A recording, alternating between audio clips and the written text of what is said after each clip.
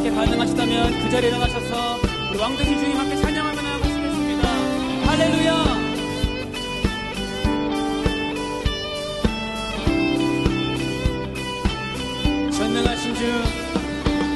전능하신 주 놀라운 사랑 죄와 사망을 물리치셨네.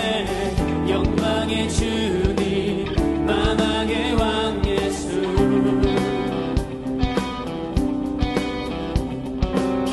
온 땅은 드는 주님의 위엄 모든 만물이 주를 경배해. 영광의 주님 만왕의 왕 예수.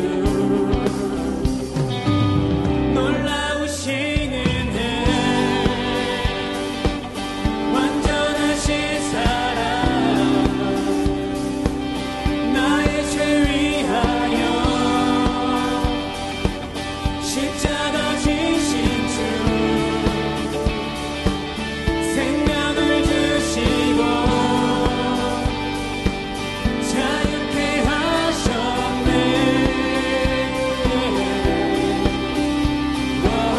예수 행하신 모든 일 찬양해. 아멘. 2절로 고백합니다. 모든 문제를 다스리시는 고아된 우리 자녀 삼으신 영광의 주님 만왕의 왕 예수. 공의와 진리로 다스리시며 태양도 다더 밝게 빛나는 영광의 주님 만왕의 왕 예수. 함께 선포하면서 놀라우신 은혜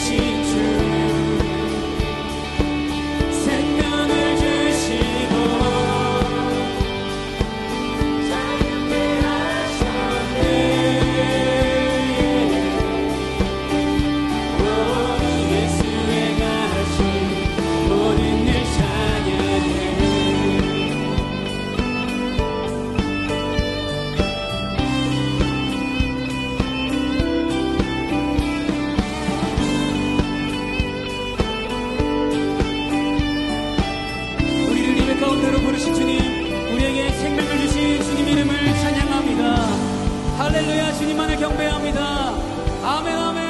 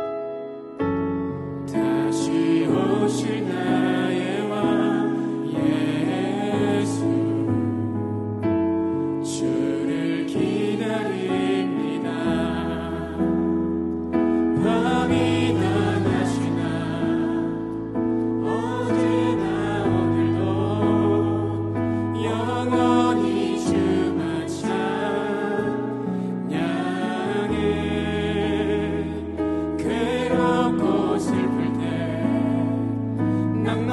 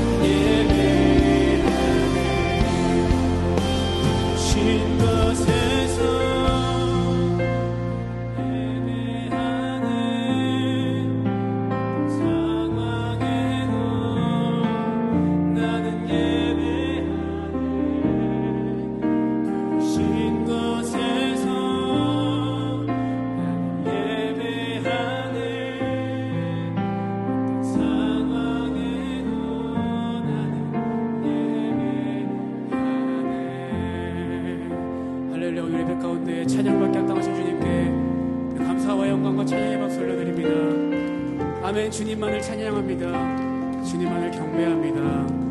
아멘.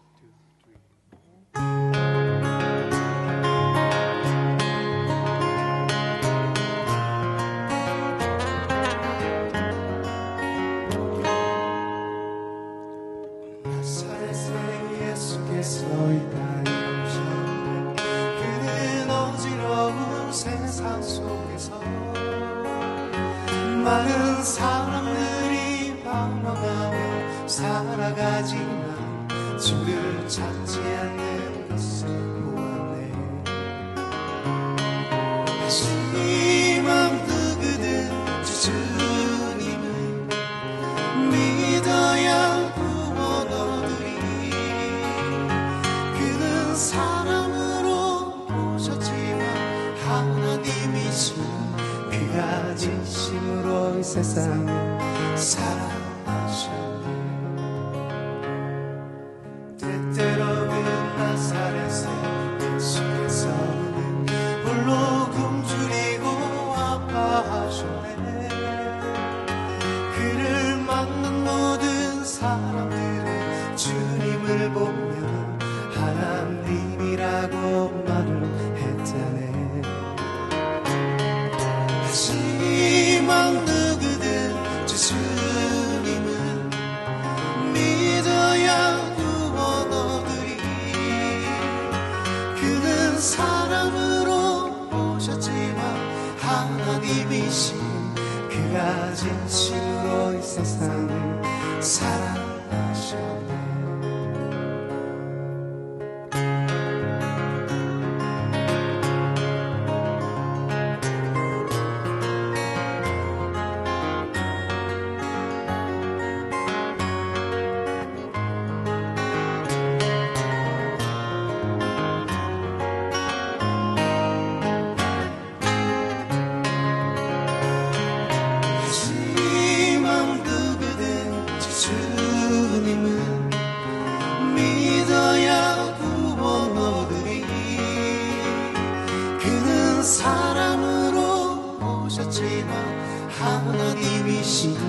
그가 진심으로 이 세상을 사랑하셨네.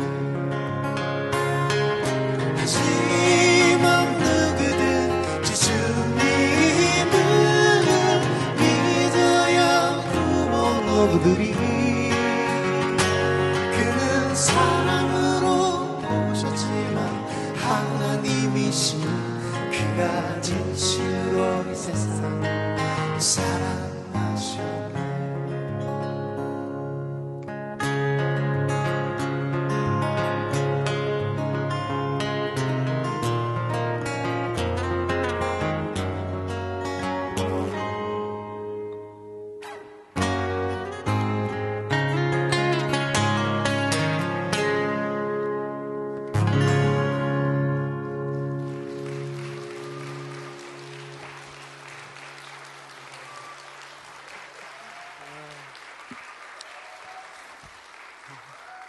그런 거 좋아요. 그런 거 좋습니다. 온누리교회가 예전 같지 않은데요, 소리가. 소리 같지가 않아요. 지금 저희가 한 몇 년 만에 온누리교회 왔는데 이 정도 박수라면 조금 실망할 것 생각해봐야 될 것 같아요. 같아요. 새신자의 열린 예배 우리가 제 기억은 한 6년 정도는 너무 좀 된 것 같아요. 된 것 같아요. 매년 제 왔었는데. 기억에. 그래서 서빙고도 가고 거기도 가고 왔다 갔다 했는데 오늘 또 이렇게 얼굴 보니까 참 좋고요. 아까 리허설 한 대로 안 나와서 좀 당황스러웠지만 우리가 가지고 있었던 멜로디와 메시지는 여러분들에게 잘 전달이 된 것 같아서 참 좋습니다. 오늘 은혜를 사모하고 예배를 사모하는 마음으로 가득 메워주신 여러분들 정말 복 있는 분들 같습니다.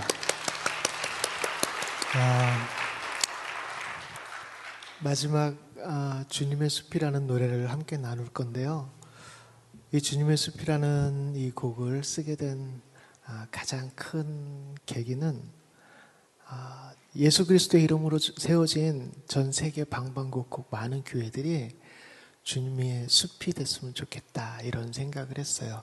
우리 성도 한 분 한 분은 주님의 나무고 그 나무가 가득 찬 곳은 주님의 숲이고 그 숲은 아파하는 이웃들과 함께 힘들어하는 이웃들과 함께 또 도움이 필요한 사람들에게 그 사랑을 나누어주고 기댈 수 있는 등을 내주어서 기댈 수 있는 그런 나무들이 가득한 곳 우리 모두의 교회 예수님의 이름으로 세워진 교회가 주님의 숲이 된 줄 믿습니다.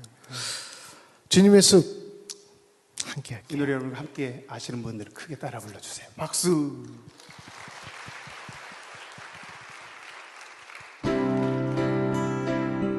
어느 날 문득 당신이 찾아 저 숲속에는 편하게 쉴 수 있는 곳을 찾아 당신이 지나고 이 거리를 언제나 낯설게 느껴 그 어디에도 평화 없네 참 평화 없네 그렇지만 당신의 앞에 펼쳐진 주님의 숲에 지친 당신이 찾아온다면 숲은 두 팔을 벌려 그렇게도 힘들어했던 당신의 지친 어깨가 이젠 쉬도록 편히 쉬도록 여기 주님의 숲에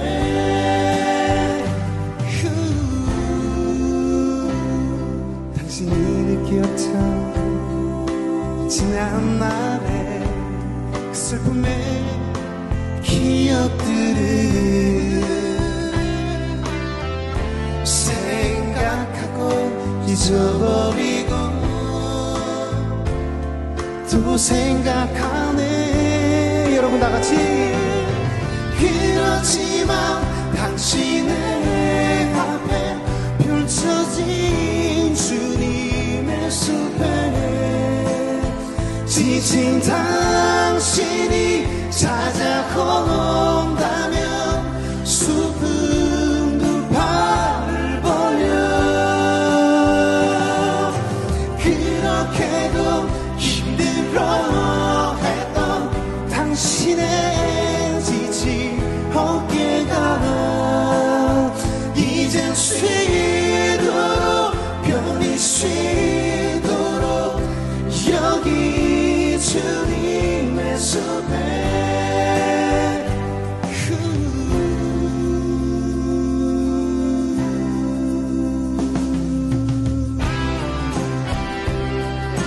감사합니다.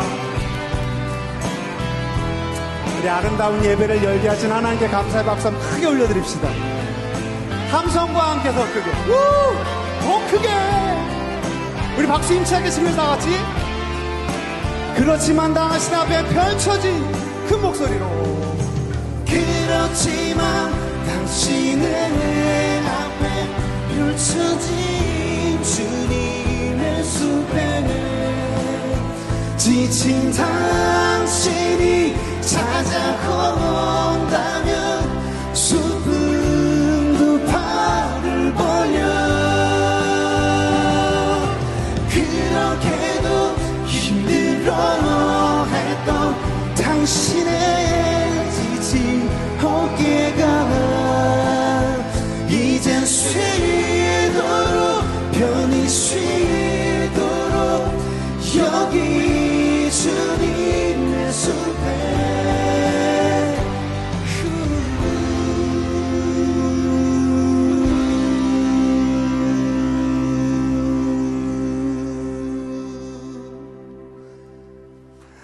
네.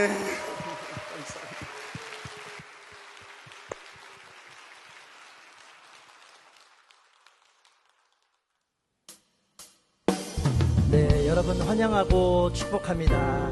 정말 잘 오셨습니다. 오늘 이 시간에는 오늘 예배 처음 오신 분들을 환영하고 축복하기를 원합니다. 오늘 처음 오신 분 계시면 손을 들어 용기 내어 표해 주시면 저희들이 축복하고 선물 전달하고 싶습니다. 처음 오신 분 계실까요? 네, 함께 오신 분께서 손을 들어 주셔도 좋겠습니다. 용기 내서 손을 들어 표해 주시기 바랍니다. 처음 오신 분 계실까요? 네, 앞쪽에 계시네요. 박수로 축복하도록 하겠습니다. 또 처음 오신 분 계시면 손을 들어 표해 주십시오. 네, 저쪽 1층 앞쪽에도 계시네요. 박수로 축복하도록 하겠습니다. 네, 또 처음 오신 분 계시면 네, 오늘 처음 오신 분들께서는 혹시 자리에 일어나 주시면 저희들이 찬양으로 축복하고 선물 전달하고 싶습니다. 함께 축복하겠습니다. 너는 하나님의 사랑, 아름다운 하나님의 사랑. 나는 널 위해 기도하며 내 길을 축복할 거야. 너는 하나님의 선물, 사랑스러운 하나님의 열매, 주의 품에 꽃 피운 나무가 되어줘. 박수로 축복하도록 하겠습니다. 네, 한 번 더 축복하고 싶습니다. 오늘 이 예배에 혹시 가족이 함께 오신 분들 계시면 손을 들어 표해 주시기 바랍니다. 저희들이 선물 전달하고 축복하고 싶습니다. 가족이 함께 오신 분들 손을 들어 주시기 바랍니다. 네, 저 1층 뒤쪽에 계시네요. 박수로 축복하도록 하겠습니다. 또 가족이 함께 오신 분들 계시면 네, 2층에도 계시네요. 박수로 환영하겠습니다. 잘 오셨습니다. 네, 또 1층 앞쪽에도 네, 가족이 함께 오셨습니다. 박수로 축복하도록 하겠습니다. 네, 가족이 함께 오신 분들 계시면 한번 자리에서 일어나 주시면 저희들이 찬양으로 축복하고 선물 전달드리도록 하겠습니다. 하나님의 사랑, 아름다운 하나님의 사랑. 나는 널 위해 기도하며 내 길을 축복할 거야. 너는 하나님의 선물, 사랑스러운 하나님의 열매, 주의 품에 꽃 피운 나무가 되어줘. 나무가 되어줘. 나무가 되어줘. 나무가 되어줘. 박수로 축복하도록 하겠습니다. 네, 오늘 처음 오신 분들께서는 가능하시다면 예배 후에 자리에 머물러 주시기를 부탁드립니다. 저희 스태프들과 인사 나누도록 하겠습니다. 또 예배 교회 등록 과정이나 기타 궁금하신 내용들이 있으시면 저희 안내 데스크를 찾아주시기 바랍니다. 저희가 잘 설명해 드리도록 하겠습니다. 그리고 올해 저희 교회에 표어 이미지가 있습니다. 주 예수여 오시옵소서, 아주 예쁜 이미지가 있는데요. 휴대폰 배경 화면으로 활용하실 수 있도록 저희들이 제공해 드리고 있습니다. 화면에 QR코드를 활용하시거나 안내 데스크에서 받으실 수 있겠습니다. 네, 계속해서 1월 주제 영상 보시고 다음 순서로 이어지도록 하겠습니다.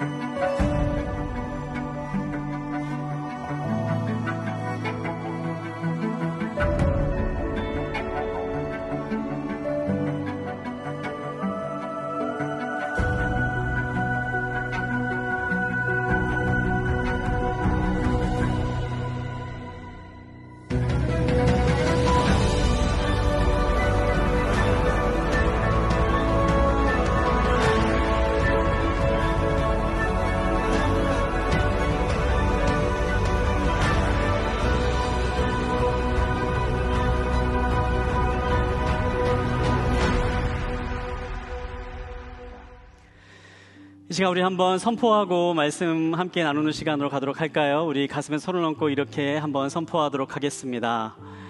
하나님이 우리와 함께 하십니다. 하나님은 나를 사랑하십니다.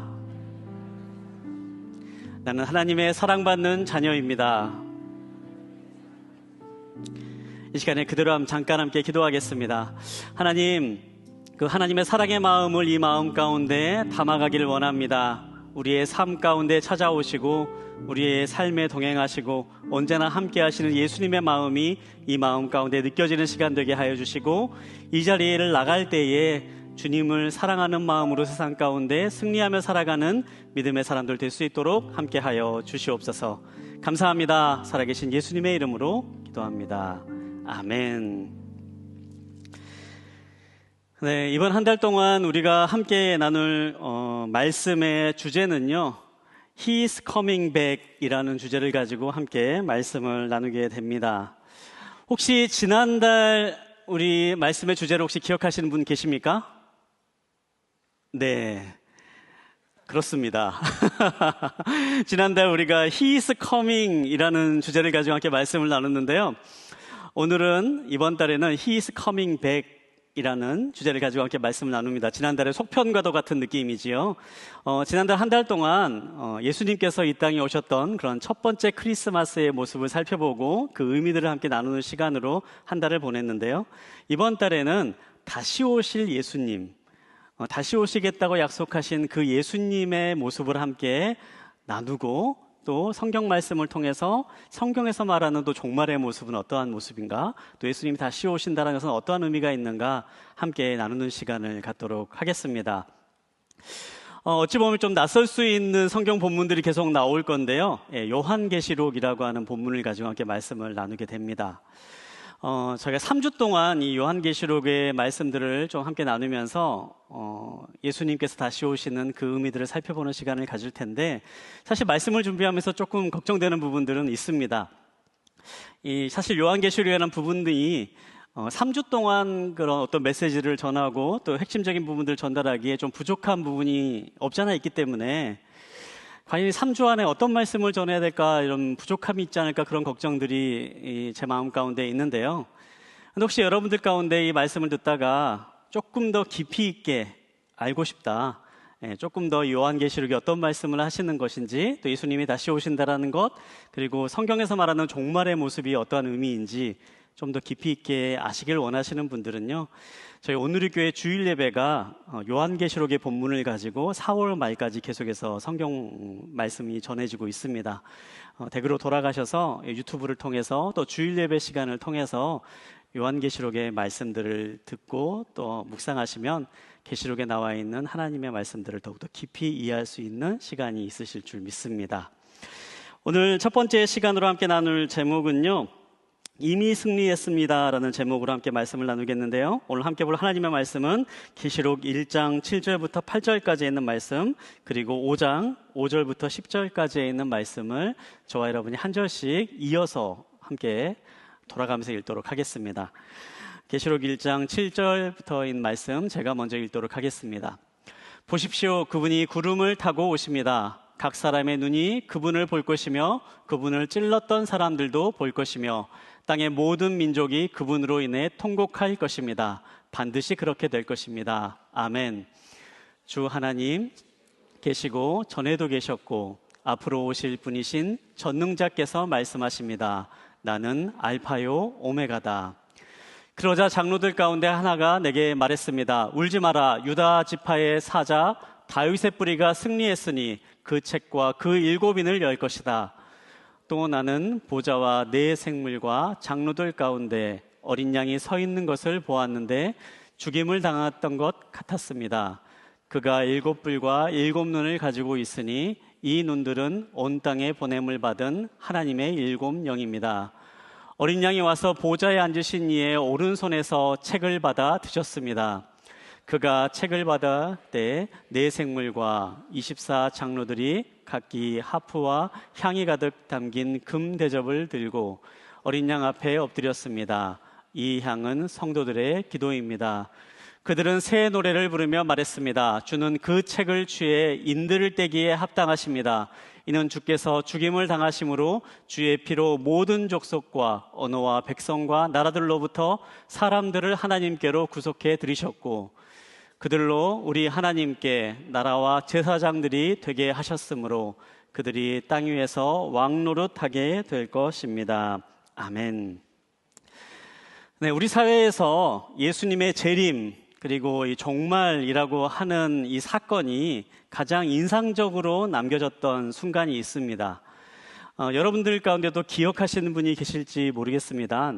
1992년 10월 28일입니다. 혹시 그 날을 기억하신 분 계십니까? 다미선교회라고 하는 이제 그런 선교회가 있었는데요. 이 사람들이 10월 28일 24시가 되면 예수님께서 이 땅에 다시 오신다라고 사람들에게 가르쳤던 사람들이었습니다. 24시가 되면 예수님께서 다시 오시는데 그 순간이 되면 예수님을 진실되게 믿는 사람들만 하늘로 올라가는 일을 겪게 될 것이고 동시에 남겨진 사람들에게는 그때부터 엄청나게 고통스러운 큰 환란이 닥치게 될 것이다. 그렇게 주장했던 사람들이죠. 그때 제가 참 기억하기로는요, 비단 교회를 다니는 사람뿐만 아니라 우리 사회적으로도 굉장히 큰 영향을 미쳤던 그런 사건으로 생각합니다. 그때 제 기억으로요, 저녁 9시 뉴스, 7시 뉴스 때부터 저녁 뉴스 시간에 생중계로 이 다미선교회 앞에서 생중계 방송을 뉴스 시간에 했습니다. 그리고 이제 24시 밤이 다가오는 그 시간, 약속된 휴거의 시간이 다가오는 그 시간이 되었을 때 실제로 생중계 카메라가 이 다미선교회 본부라고 하는 곳에 찾아가 가지고요. 무슨 일이 일어나는가, 정말 예수님이 오시는가, 정말 하늘로부터 이렇게 하늘로 사람들이 올라가는 그러한 일들이 일어나는가 생중계를 라이브로 전국에 했던 그러한 시간들이었습니다. 지금 생각해 보면 좀 이해가 되지 않죠. 근데 그때 당시는요, 그런 시절이었습니다. 그리고 사실 전 국민적으로 이 정말 예수님이 오시는가, 그게 정말 사실인가, 그런 얘기들을 쉽지 않게 하던 그런 시절이었습니다. 실제로 저도 그때 이제 학교를 다니고 있을 때였는데 제가 기억나는 게 그때 마침 저희 학교 중간고사 기간이었습니다. 그래서 이제 애들이 저한테 물어보는 거예요. 야, 내일 예수님 오신다고 하는데 너 시험 공부하고 있냐? 저한테 물어보는 겁니다. 물론 이제 저는 이제 그렇게 말하는 가르치는 것 자체가 이게 이단들이 하는 말이기 때문에 믿지 않기 때문에 저는 당연히 그냥 공부하고 있다라고 얘기를 하는데요. 어떤 친구들은 갑자기 저한테 그런 거예요. 평소 친하지 않은 친구가 제 손을 꼭 잡으면서 혹시 네가 하늘로 올라가면 그때 나도 좀 어떻게 잘 좀 얘기해 주라. 이런 얘기를 갑자기 친하지도 않은 친구가 하는 겁니다. 그만큼 그때 예수님을 믿는 사람이나 믿지 않는 사람이나 참 예수님의 재림이나 휴거나 이런 얘기들을 좀 쉽게 좀 이야기하던 그런 시대였습니다. 물론 10월 28일 24시가 되어도 아무런 일도 일어나지 않고요. 사람들에게는 그냥 단순하게 하루가 지나가는 해프닝처럼 그렇게 지나가는 하루였는데요. 근데 참 안타까운 것은 그렇게 잘못된 종말론, 잘못된 신앙을 가지고 있었던 사람들 가운데 많은 사람들이 삶이 망가졌다라는 사실입니다. 예수님이 몇 날 며칠에 오신다라는 그것을 믿는 사람들이 정상적인 생활을 했겠습니까? 다녔던 직장을 다 그만뒀고요. 가정을 내팽겨치고 심지어 자신이 살고 있던 집도 다 팔아가지고 그 이단 교주에게 헌금하는 그러한 일들이 있었습니다. 그렇게 참 우리가 생각하기에는 이해할 수 없고 또 어리석은 그러한 일을 하는 사람들이 그 순간에 참 사회의 문제로 그렇게 대두되는 그러한 시간들이었는데요. 혹시 여러분 가운데 누가 지금 뭐 예수님의 재림을 믿고 누가 그런 뭐 사이비 이단에 빠져가지고 그렇게 한심한 사람들을 하는 뭐 그런 사람들, 그 사람들이 문제이지 참 누가 그렇게 어리석은 생각을 하겠어, 뭐 그런 생각을 하시는 분이 또 이 자리에 계실지 모르겠습니다만, 사실 요즘 우리 시대를 돌아봐도요, 비슷한 이단들의 모습들은 계속해서 보입니다. 길을 가다가 보면요, 뭐 그런 뭐 표어들, 뭐 그런 플랜카드들을 보게 되는데요. 마침내 밝혀진 뭐 성경의 비밀, 이런 것들로 이렇게 선전을 하는 거죠. 뭐 새 하늘과 새 땅이 온다, 14만 4천을 준비하라, 막 이런 광고들을 이제 하면서 사람들을 현혹하고 자꾸 이렇게 자신들이 믿는 잘못된 신앙으로 이끌려고 하는 그러한 선전들을 오늘날도 종종 봅니다. 그리고 실제로 그렇게 이단에 빠져서 고통받고 있는 사람들의 이야기도 주변에서 가끔 보게 됩니다. 그런데 다 똑같은 흐름 가운데 있습니다. 성경에서 말하는 종말론을 잘못 알고 있고, 또 이렇게 요한계시록을 중심으로 해서 나와 있는 성경의 해석들을 이 이단 교주, 이 사이비 교주들이 자신들에게 유리하게 왜곡해서 설명하고 사람들에게 가르치면서 사람들을 현혹시키고 그 사람들로부터 어떤 것들을 착취해내는 그러한 이치들은 과거 30년 전에 있었던 사건이나 오늘날 일어나는 사건이나 동일하게 일어나고 있는 현실입니다. 제가 이번 이 말씀을 3주 동안 준비하면서 바라는 것은 우리들이 이 짧은 시간이지만 성경에서 말하는 이 종말에 대해서 바른 인식을 갖게 되길 바랍니다. 그리고 예수님이 다시 오신다라는 것이 어떤 의미가 있는지를 우리가 생각해보는 시간이 되기를 바랍니다. 그리고 더 나아가서 한 가지 바라는 또 작은 일이 있다면, 우리가 이 시간이 백신을 맞는 것 같은 그런 시간이 되면 좋겠습니다. 혹시라도 잘못된 말씀 해석으로 우리들을 현혹시키고 또 우리들을 유혹하는 이제 그러한 가르침 앞에서 이건 정말 잘못된 거다라는 것들을 알 수 있는, 좀 기억할 수 있는 그런 시간으로 이번 한 달을 우리가 보낼 수 있으면 좋겠습니다. 이제 요한계시록에 있는 내용들을 좀 잠깐 함께 살펴보려고 하는데요. 오늘 요한계시록에 있는 말씀들을 몇 구절 살펴보면서 크게 세 가지 요한계시록에 대해서 기억해야 될 내용들을 함께 나누고자 합니다.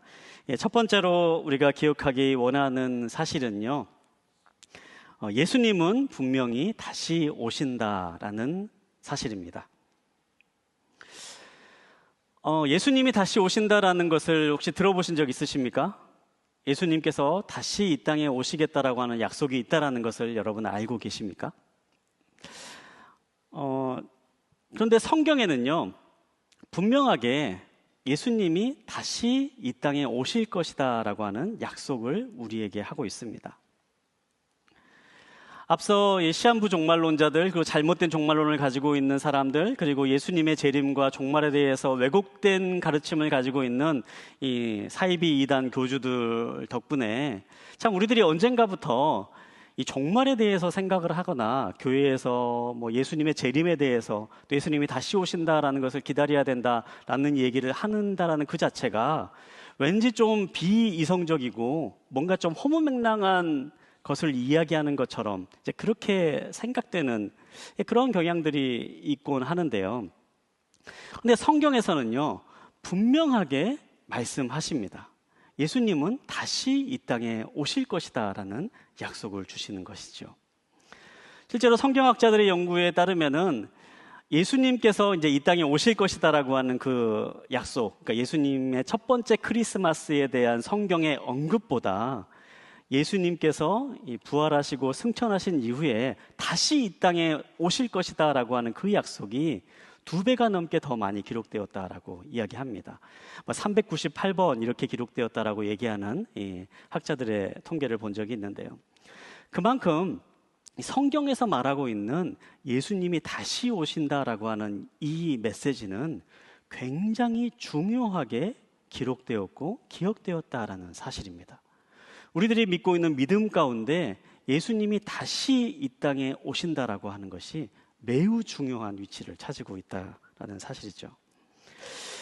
성경에 나와 있는 이렇게 수많은 예수님의 재림에 대한 구절들이 있는데 그 구절 가운데 가장 대표적으로 볼 수 있는 구절을 한 구절 한번 함께 보려고 하는데요. 사도행전 1장에 나와 있는 말씀입니다. 사도행전 1장 9절부터 11절까지 있는 말씀입니다. 우리 사도행전 1장 9절부터 11절까지 있는 말씀을 한 절씩 돌아가면서 읽겠습니다. 예수께서 이 말씀을 하신 뒤 그들의 눈앞에서 들려 올라가셨습니다. 그리고 예수의 모습이 이내 구름 속으로 사라져 보이지 않게 됐습니다. 그들은 예수께서 올라가시는 동안 계속 하늘을 뚫어지게 쳐다보고 있었습니다. 그런데 갑자기 흰옷을 입은 2 사람이 그들 곁에 서서 갈릴리 사람들아 왜 여기 서서 하늘만 쳐다보고 있느냐? 너희 곁을 떠나 하늘로 올라가신 이 예수는 하늘로 올라가시는 것을 너희가 본 그대로 다시 오실 것이다 라고 말했습니다. 예수님께서 십자가에 달려 돌아가시고 다시 죽음에서 부활하셨습니다. 그리고 40일 동안 제자들과 함께 이 땅에서 생활을 하셨습니다. 이 40일간의 기간은 제자들을 다시 한번 변화시키는 그러한 기간이었습니다. 부활하신 예수님과 함께 시간을 보내면서 예수님을 만지고 예수님과 함께 이야기하고 예수님을 실제로 경험하면서 제자들은 예수님이 정말 하나님의 아들이시다는 것을 확신하게 됩니다. 그런데 더 놀라운 사실이 이후에 일어납니다. 40일의 시간이 지난 이후에 예수님이 제자들과 함께 감람산이라고 하는 곳에 올라가시는데요. 바로 그곳에서 하늘로 올라가시는 것입니다. 제자들이 보는 눈앞에서 그대로 하늘로 올라가시는 것이죠. 그리고 예수님의 모습이 사라진 이후에 하늘로부터 소리가 들립니다. 예수께서 하늘로 올라가신 이 모습 그대로 너희에게 다시 돌아올 것이다. 제자들은 이 음성을 기억했습니다. 그리고 예수님과 함께했던 시간들을 기억했습니다. 그리고 그 예수님이야말로 진정 하나님의 아들이시고 하나님께서 이 세상에 보내신 구원자이심을 확신하게 되었습니다. 그 확신이 제자들의 일평생을 이끌었고 죽음의 순간에도 흔들리지 않는 믿음으로 계속해서 나아갔던 거죠. 예수님께서 다시 오신다라고 하는 이 약속의 말씀은 사실 어느 순간 만들어진 약속이 아니었습니다. 복음이 전해지는 첫 번째 순간에서부터 예수님을 전했던 제자들의 그 첫 번째 기억에서부터 예수님이 다시 오시겠다라고 하는 약속으로부터 시작된 믿음이었던 것입니다. 그 믿음이 어떻게 이루어지고 있는가? 우리가 오늘 함께 본 요한계시록에 있는 말씀에 이제 그것이 이루어지는 장면을 우리에게 보여주는데요. 요한계시록 1장 7절에 있는 말씀을 우리 한 목소리로 한번 함께 읽겠습니다. 시작. 보십시오. 그분이 구름을 타고 오십니다. 각 사람의 눈이 그분을 볼 것이며 그분을 찔렀던 사람들도 볼 것이며 땅의 모든 민족이 그분으로 인해 통곡할 것입니다. 반드시 그렇게 될 것입니다. 아멘. 예수님께서 하늘로 올라가셨던 그 약속하신 모습 그대로 구름 타고 이 땅에 다시 오신다라고 요한계시록이 우리에게 전해주고 있는 것이죠. 예수님이 올라가셨던 그 모습 그대로 다시 이 땅에 오실 것이다. 이 약속은 반드시 이루어질 것이다. 그렇게 성경에서 이야기하고 있는 것입니다. 사랑하는 여러분, 성경은요, 예수님이 다시 오신다라고 분명하게 약속하십니다. 그리고 우리는 예수님이 다시 오실 그 날을 기다리며 살아가는 사람들입니다. 이것은 우리의 믿음이 처음 전해졌던 그 시대 때부터 시작됐던 믿음이고 약속이고 지금 이 순간까지도 계속되는 하나님의 말씀입니다. 근데 오늘 본문에 있는 말씀을 보면서 좀 한 가지 우리가 주목해 볼 포인트를 한번 생각해 보기를 원하는데요. 우리가 읽은 요한계시록 1장 7절에 있는 말씀을 보면 예수님께서 구름 타고 이 땅에 다시 오시게 될 것이다 라고 말씀하시면서요, 그 모습을 어떤 사람들이 보게 될 것인가 라고 그렇게 기록된 부분이 나옵니다. 다시 한번 요한계시록 우리 1장 7절에 있는 말씀을 한번 띄워주시면 좋겠는데요.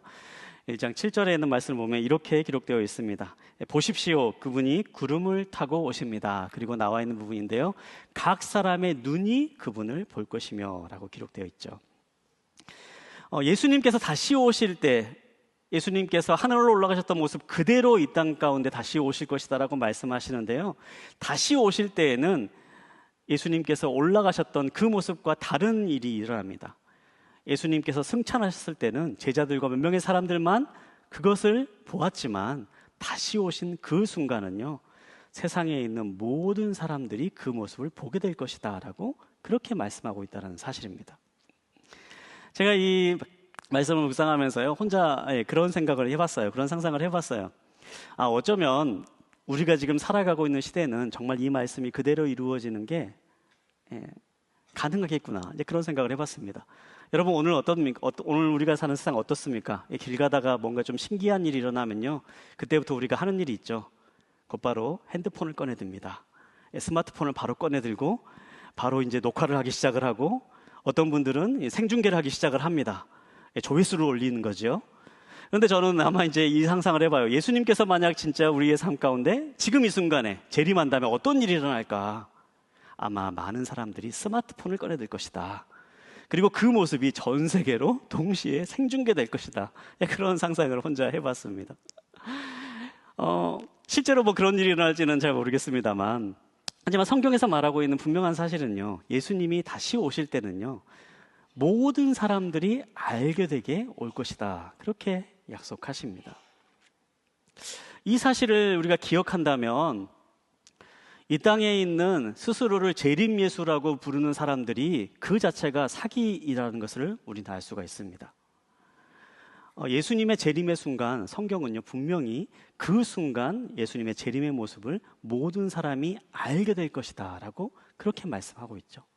그런데 스스로를 나는 이 땅에 온 재림예수라고 주장하는 사람들은요, 그 사람들이 온 순간부터 그 사람들이 지금 살아가고 있는 그 모습들, 세상 사람들이 모두가 다 알고 있는 뭐 그런 것은 사실 불가능한 일이지 않습니까? 사실 뭐 재림예수라고 하는 거 다 거짓말인 거지요. 예수님께서 다시 오실 때는 첫 번째 크리스마스하고는 분명히 다른 모습으로 오십니다.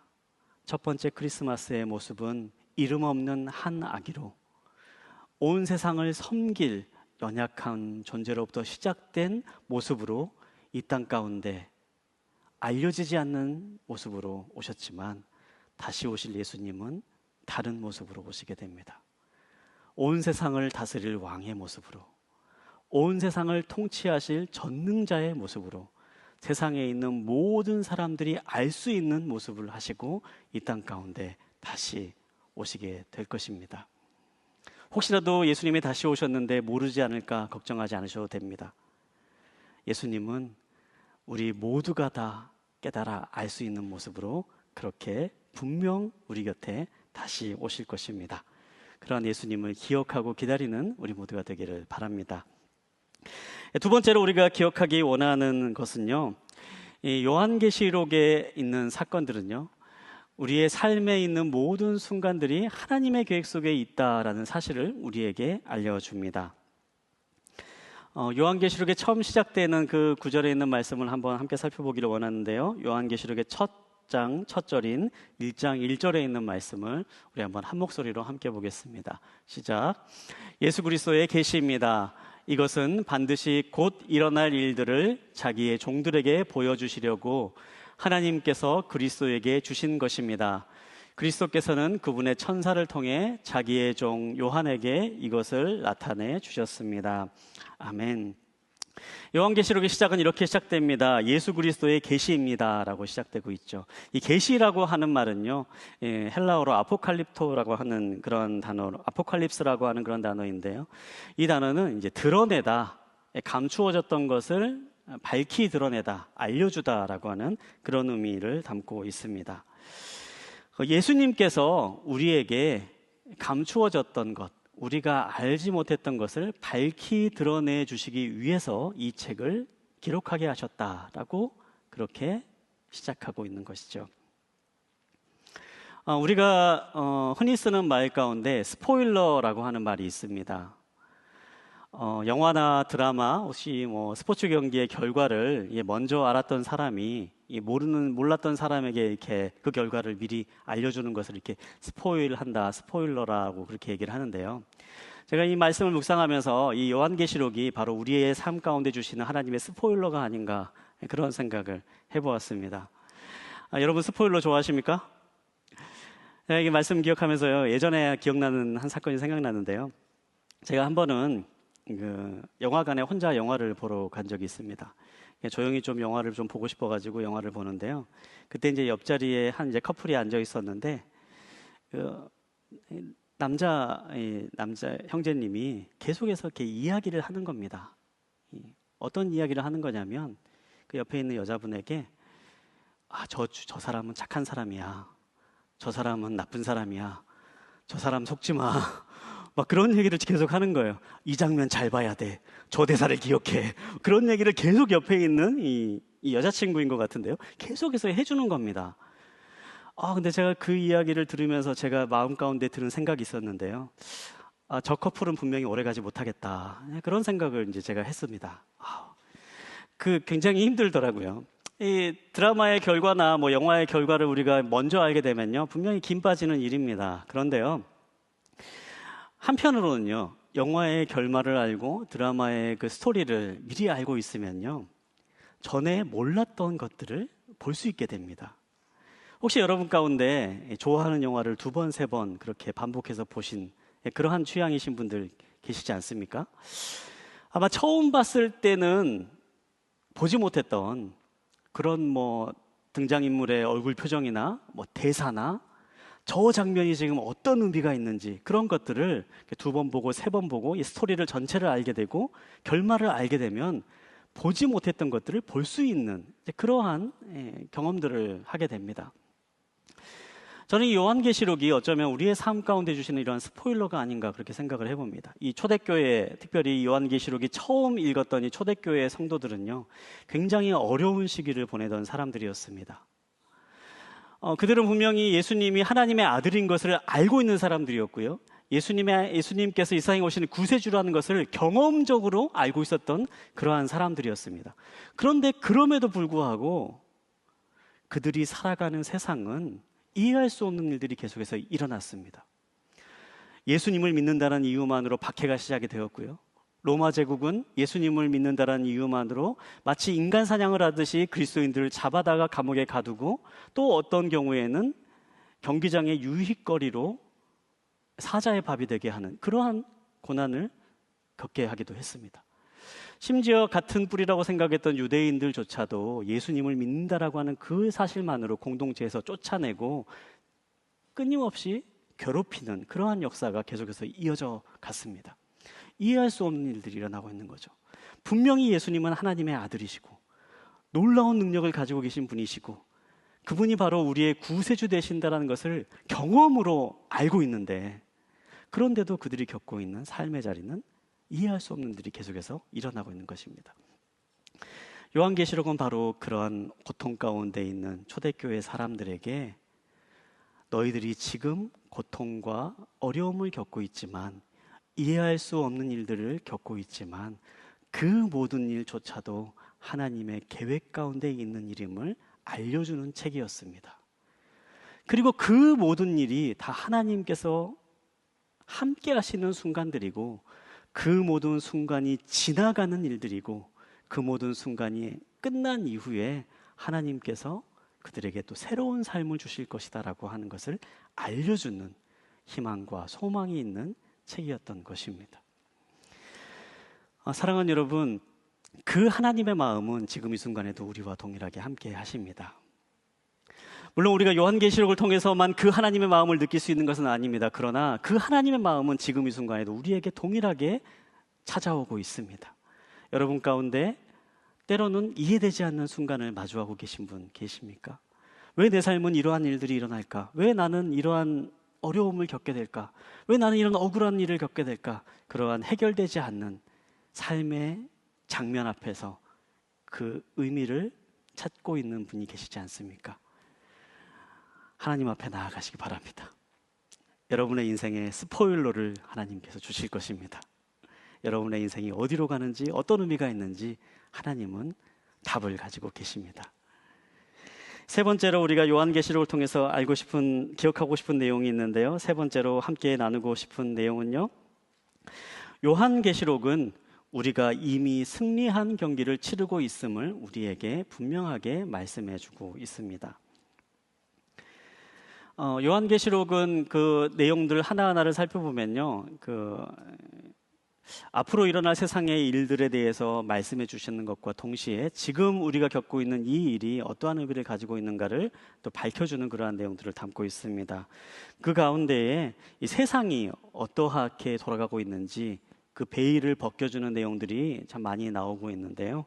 그 가운데에 요한계시록 12장 1절부터 4절까지 있는 말씀을 우리 한번 함께 해보도록 하겠습니다.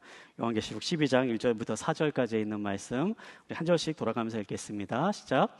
하늘에 큰 표징이 나타났습니다. 한 여자가 태양을 입고 있고 두 발 아래에는 달이 있고 머리에는 12별의 면류관을 쓰고 있었습니다. 여자가 아이를 임신하고 해산할 때가 돼 진통과 괴로움으로 울부짖었습니다.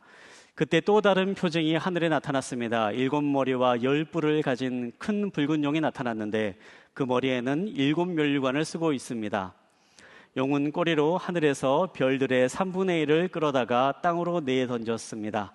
용은 막 해산하려고 하는 여자 앞에 섰는데 이것은 그녀가 아이를 낳을 때 삼키기 위한 것이었습니다. 요한계시록 12장에 있는 말씀을 잠깐 읽어봤는데 어떻습니까? 읽어보시니까 무슨 내용인지 이해가 되십니까? 쉽게 이해가 되진 않죠. 아마 12장을 계속 읽어보시면 여러분들 같은 마음이 계속해서 이어져 나갈 것입니다. 사실 요한계시록이요, 상징적인 비유들, 그런 상징적인 표현들이 많이 있어서 읽는 게 참 쉽지 않은 그런 책 가운데 하나입니다. 그런데 요한계시록이 전하고자 하는 메시지는 그럼에도 불구하고 분명히 드러납니다. 10뿔이 어떤 의미고 7뿔이 어떤 의미고 그 의미들을 우리가 명확하게 알기는 어렵지만 요한계시록에서 이야기하고 있는 오늘 함께 본 특별히 12장 1절부터 4절까지 있는 본문에서는요, 중요한 두 인물이 나오는 것을 볼 수가 있습니다. 여자라고 하는 존재가 나오고요, 붉은 용이라고 하는 존재가 나옵니다. 그리고 이 붉은 용이 이 여자를 끊임없이 해치려고 하는 내용이 계속해서 이어져 나옵니다. 하지만 이 여자가 이 붉은 용의 그 위협과 여러 가지 방해 속에서도 끝내 살아남는 얘기가 계속해서 이어져 나오게 됩니다. 요한계시록에 나와 있는 많은 장면들도 이런 비슷한 얘기들이 계속해서 나오고 있는데요. 요한계시록은요, 이 세상이 어떻게 돌아가고 있는지를 우리에게 알려주는 책입니다. 이 세상이 두 진영으로 나누어져서 이루어지고 있는 세상임을 알려주는 거죠. 한 진영은 예수님을 믿는 사람들의 진영입니다. 그리고 반대 진영은요, 사탄을 따르는 사람들, 우리가 용이라고 표현되는 그러한 용을 따르는 진영들이 있는 곳으로 묘사합니다. 그리고 이 두 진영이 끊임없이 싸우고 전쟁하는 것이 바로 우리가 살아가고 있는 이 세상이다라고 그렇게 이야기하는 거죠. 우리가 예수님을 믿으려고 합니다. 그런데요, 그때마다 우리를 방해하려고 하는 그러한 일들이 일어나곤 합니다. 예수님을 잘 믿으려고 할 때, 결심할 때마다 자꾸 마음을 흔드는 그러한 속삭임들이 있고요. 또 이상하게도 예수님을 잘 믿지 못하도록 하는 그러한 방해하는 일들이 일어나곤 합니다. 그러한 일들이 이 요한계시록에서 이야기하는 작은 규모의 전쟁들인 거죠. 그리고 계시록은 그러한 전쟁들이 점점점 커져서 우리가 살고 있는 이 사회적으로 예수 그리스도를 믿는 것만으로도 어려움을 겪는 시절을 살아가게 될 것이다. 그렇게 이야기하시는 것입니다. 바로 어린 양과 용과의 전쟁이 이 땅 가운데 계속해서 일어날 수 있다라는 것을 이야기하고 있는 거죠. 하지만 그럼에도 불구하고 이 싸움에는 분명한 결과가 있다고 우리에게 알려줍니다. 계시록 5장 5절부터 6절까지 있는 말씀과 계시록 17장 14절에 있는 말씀을 우리 한 목소리로 한번 함께 읽도록 하겠는데요. 계시록 5장 5절부터 6절까지 있는 말씀, 또한 17장 14절에 있는 말씀 우리 한 목소리로 함께 보겠습니다. 시작. 그러자 장로들 가운데 하나가 내게 말했습니다. 울지 마라. 유다 지파의 사자 다윗의 뿌리가 승리했으니 그 책과 그 7인을 열 것이다. 또 나는 보좌와 내 생물과 장로들 가운데 어린 양이 서 있는 것을 보았는데 죽임을 당했던 것 같았습니다. 그가 7뿔과 7눈을 가지고 있으니 이 눈들은 온 땅에 보냄을 받은 하나님의 7영입니다. 네, 제가 말씀을 읽어드리겠습니다. 그들은 어린 양을 대적해 싸울 것이나 어린 양이 그들을 이길 것이다. 이는 그가 만주의 주시며 만왕의 왕이시기 때문이다. 또 그와 함께 있는 사람들, 곧 부르심과 택하심을 받은 충성된 사람들도 이길 것이다. 우리가 살아가는 이 세상 가운데 분명히 예수님을 따르는 진영과 또 사탄을 따르는 어둠을 따르는 영의 그러한 싸움이 계속해서 일어나는 세상을 우리가 살아가게 될 것이다 라고 분명하게 이야기합니다. 그러나 그 싸움의 결론 또한 분명하게 정해져 있다는 것을 요한계시록은 우리에게 말해줍니다. 그 싸움의 결론은 무엇입니까? 어린 양이 승리했다. 예수 그리스도를 따르는 무리가 승리했다. 이 사실을 분명하게 선언하고 있는 것입니다. 우리가 읽었던 5장 5절에 있는 말씀은요, 유다 지파의 사자 다윗의 뿌리가 승리했으니 그가 7인을 열 것이다. 그렇게 기록합니다. 그 어린 양은 죽임을 당했던 것 같은 어린 양이었다. 우리에게 그렇게 이야기합니다. 죽임을 당했던 것 같은 어린 양, 십자가에 달리셔서 죽었다 다시 살아나신 예수 그리스도가 십자가에서 죽음을 승리하신 그 사건으로 어둠의 세력의 우두머리인 사탄의 머리를 깨부수는 사건이 이미 있었기 때문에 우리가 싸우는 전쟁은 결국에 승리할 수밖에 없는 이미 승리한 전쟁을 우리는 치르고 있는 것이다. 그렇게 말씀하고 있는 것이죠. 우리가 흔히 승리를 하기 위해서 싸운다라는 말을 하곤 합니다. 우리가 어떤 싸움을 할 때는 승리를 위해서 싸웁니다. 그러나 성경은 우리에게 승리를 얻기 위해서 싸우라라고 그렇게 얘기하지 않습니다. 우리가 이미 승리했기 때문에 싸워라라고 이야기합니다. Fighting for victory가 아니라 Fighting from victory라고 우리에게 말씀하시는 거죠. 이미 승리한 결과가 우리에게 주어져 있기 때문에 우리가 계속해서 이 경기를 해 나아가라. 우리에게 그렇게 말씀하고 있는 것입니다. 네, 말씀 묵상하면서 제가 이제 예전에 겪었던 하나의 일을 또 말씀 잠깐 드리려고 하는데요. 제가 이제 중학교 때 일이었는데요. 저희 중학교 때 학기마다 이 학기에 정해진 시간마다요. 저희 중학교 때 작은 미니 축구 대회를 이제 반별로 했던 그런 적이 있습니다. 그래서 이제 반별로 이제 축구 대회 축구팀을 이제 선발을 하고 토너먼트를 해가지고 이제 가장 이제 1등한 반에게는요. 특별히 이제 시상을 해서 상금을 해서 그 반에 있는 모든 이제 친구들이 함께 뭐 피자 파티를 한다든지 뭐 짜장면 파티, 치킨 파티를 한다든지 그렇게 하는 상금을 주는 이제 그러한 시합을 이제 정기적으로 했었는데요. 근데 제가 속한 반은 어땠겠습니까? 잘하는 반이었습니다. 그래서 제가 속한 반은요, 저는 축구를 못하는데 저희 반에 축구를 잘하는 친구들이 많이 있어가지고요, 대부분 간식을 먹을 수 있는 그런 은혜를 누렸습니다. 제가 그때 참 성경에 있는 은혜가 어떤 것인가라는 것을 가슴 깊게 느끼는 그런 시간이었는데요. 그런데 저희 경기를 좀 계속 하다 보아요. 나중에 이제 어떤 시점이 딱 지나니까요, 특별한 룰이 하나 생겼습니다. 축구 경기를 하다 보니까 잘하는 팀은 너무 잘하고 또 못하는 팀은 또 못하면서 이제 경기 골 차이가 너무 많이 나기 시작을 하는 거예요. 그래서 좀 이제 그게 안 되겠다라고 싶었는지 축구 경기에 이제 콜드 게임 제도를 두기 시작을 했습니다. 5점 차 이상이 나면 그 경기는 이제 그만둔다. 이제 승리한 걸로 한다라고 그런 룰이 이제 학교에 생기게 된 거예요. 그래서 이제 5점 차가 나면은 이렇게 너무 못하는 팀의 그런 좀 어려움 겪지 않도록 그렇게 배려하는 차원에서 콜드 게임이 있어가지고 이제 그렇게 경기가 마무리되는 경우들도 종종 있었는데요. 물론 이제 실제 축구 경기에는 이제 그러한 경우는 이제 거의 불가능하죠. 실제 콜드 게임이라는 그 제도가 축구 경기에는 존재하지 않습니다. 5대 0이 됐든 10대 0이 됐든 한번 경기가 시작이 되면 경기를 마치는 휘슬이 울릴 때까지 경기는 계속되게 되어 있습니다. 근데 제가 이 말씀을 묵상하면서 어찌 보면 우리는 축구 경기를 하고 있는 사람들과 같은 게 아닌가 그런 생각을 해봅니다. 이미 예수님께서 이 경기에 출전하셔가지고요. 예수님이 축구를 너무 잘하셔가지고 한 50대 0으로 경기를 만들어 놓으셨습니다. 그리고 후반전이 시작되었습니다. 이 후반전은 그냥 우리들이 뛰어야 됩니다. 이 50대 0이라는 이미 확정된 승리 그 경기를 우리는 그냥 뛰기만 하면 됩니다. 물론 50대 0이기 때문에 0이기 하지만 경기를 하다가 한 골 먹을 수 있고 두 골 먹을 수도 있습니다. 그런데 중요한 것은요. 그래도 경기는 뒤집어지지 않는다라는 겁니다. 시간이 끝날 때까지 휘슬이 울릴 때까지 우리는 이미 이긴 경기를 이긴 것이 확정된 경기를 그냥 경기장에서 뛰기만 하면 되는 것입니다. 요한계시록이 우리에게 전해주고 있는 이 세상의 진실은 바로 그것입니다. 우리들은 세상 가운데 분명히 어려움을 겪게 될 수도 있습니다. 아니 어쩌면 어려움을 겪게 됩니다.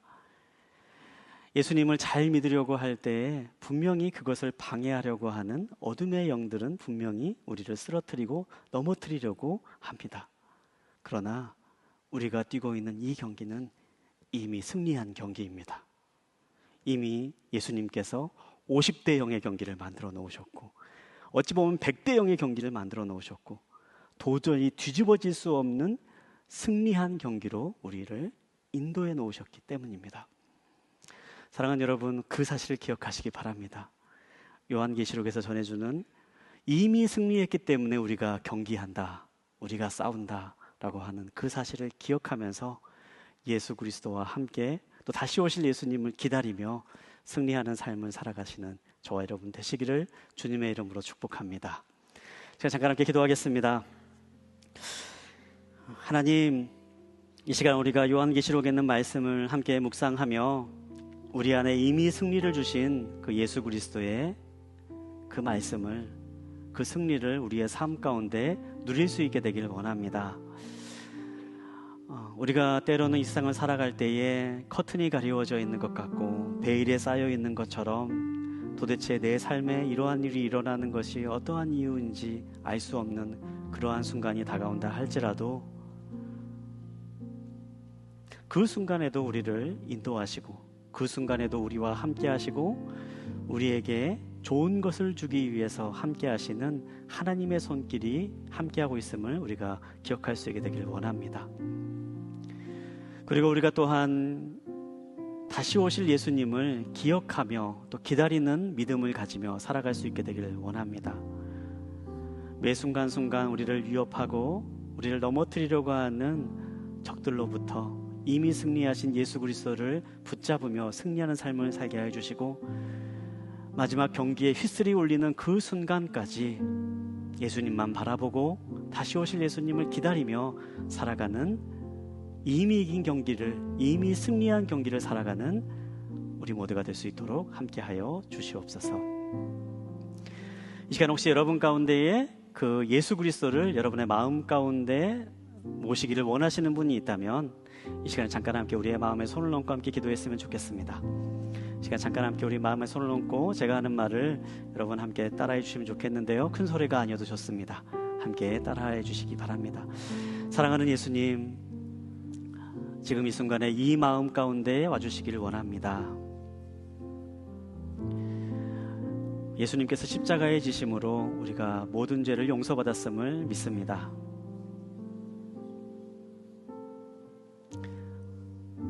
또한 예수님이 우리의 유일한 구원자이심을 믿습니다. 이 마음에 찾아와 주시고 과거에 예수님을 몰랐던 순간 지었던 죄를 용서하여 주십시오.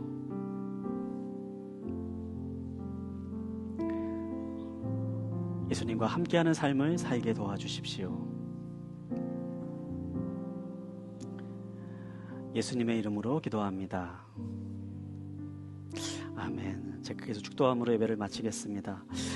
이제는 우리를 구원하신 예수 그리스도의 크신 은혜와 하나님 아버지의 끝없는 사랑과 성령님의 교통하심이 다시 오시겠다라고 약속하신 그 예수님의 말씀을 우리 마음에 새기며 예수님께서 이루신 이미 승리한 경기를 예수님만 바라보며 계속해서 치러 나아가며 주님과 함께 동행하는 믿음의 삶을 살기를 소망하며 다짐하는 이 자리에 모인 모든 믿음의 식구들 머리 위에와 그 가정과 일터와 자녀들 위해 이 나라 이민족과 선교사님들 위해 이제부터 영원히 함께 하시기를 간절히 축원하옵나이다. 아멘.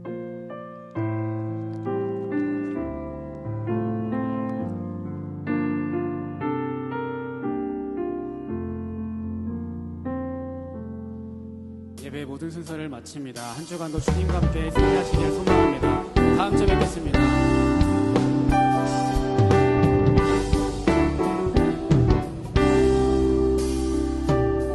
주를 찾는 모든 자들이 주로 말미암아 기뻐하고 즐거워하게 하시며 주의 구원을 사랑하는 자들이 그 상 말하기를 하나님은 위대하시다 하게 하소서.